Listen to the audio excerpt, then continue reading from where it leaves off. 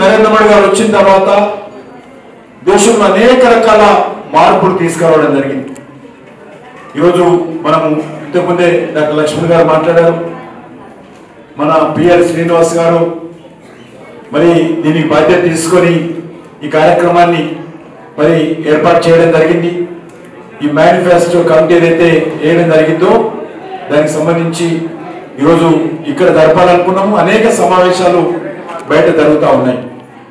అదేవిధంగా ఈ సందర్భంగా కార్మిక రంగంలో ప్రధాన పాత్ర పోషిస్తూ దేశంలోనే అత్యధికమైనటువంటి సభ్యులు కలిగినటువంటి అతిపెద్ద భారతీయ మజ్దూర్ సంఘ్ కూడా ఈరోజు ఇక్కడ వచ్చి మరి ఒక రాజకీయ పార్టీగా మా కార్మికుల పక్కన నిలబడి పని చేయండి అని చెప్పి వారు చెప్పడానికి వచ్చినందుకు బిఎంఎస్ నాయకులైనటువంటి మరి శ్రీనివాస్ గారికి, మల్లేశం గారు కూడా నేను ధన్యవాదాలు తెలియజేస్తాను.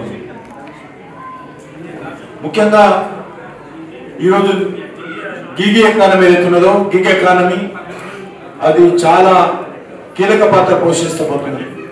ముఖ్యంగా పట్టణ ప్రాంతాల్లో గిగ్ ఎకానమీ ద్వారా మనము మరి చాలా పెద్ద ఎత్తున ఉద్యోగాలు కల్పించేటువంటి ప్రయత్నం చేస్తా ఉన్నాం. అనార్గనైజ్డ్ సెక్టార్లో ఉన్నటువంటి ఈ యొక్క గిగ్ ఎకానమీకి సంబంధించినటువంటి కార్మికుల సంక్షేమం కోసము తప్పకుండా ఈరోజు మరి భారతీయ జనతా పార్టీ ద్వారా అనేక రకాలుగా వాళ్ళకు న్యాయం చేసేటువంటి ప్రయత్నం భారతీయ జనతా పార్టీ ప్రభుత్వం చేస్తుంది. ఈరోజు మనం చూస్తూ ఉన్నాం, రోజువారీగా ఈ యొక్క గిగ్ ఎకానమీకి సంబంధించినటువంటి కార్మికులు మరి చాలా పెద్ద ఎత్తున ఈరోజు పనిచేస్తూ ఉన్నారు. అందులో మరి ఈరోజు మనం చూస్తూ ఉన్నాం, ఓలా కానీ లేక ఓబర్ కానీ పోర్టర్ కానీ ఈరోజు అనేక రకాలుగా స్విగ్గీ కానీ జొమాటో కానీ మరి చాలా అమెజాన్ కానీ అర్బన్ కంపెనీలు కానీ చాలా పెద్ద ఎత్తున వాళ్ళు ఉద్యోగాలు కల్పిస్తూ ఉన్నారు.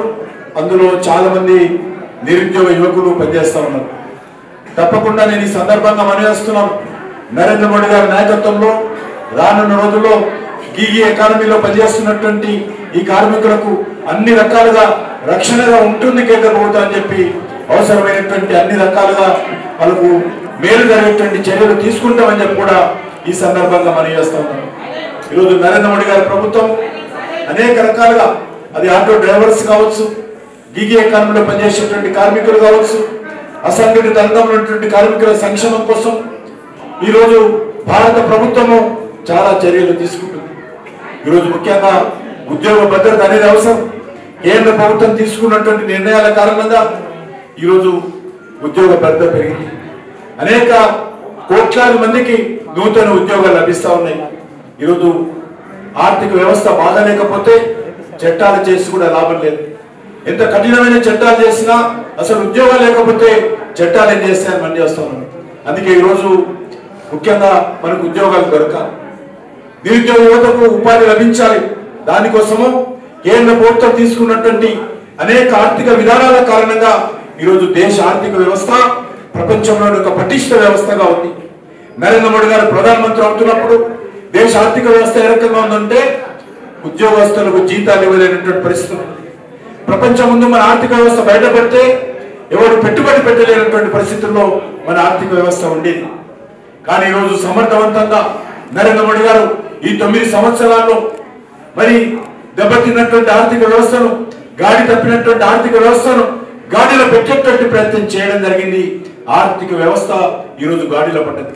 అందుకే ఈరోజు ప్రపంచంలోనే భారత ఆర్థిక వ్యవస్థ 5వ అతిపెద్ద ఆర్థిక వ్యవస్థగా ఈరోజు నిలబడింది. సబ్స్క్రైబ్ చేయండి.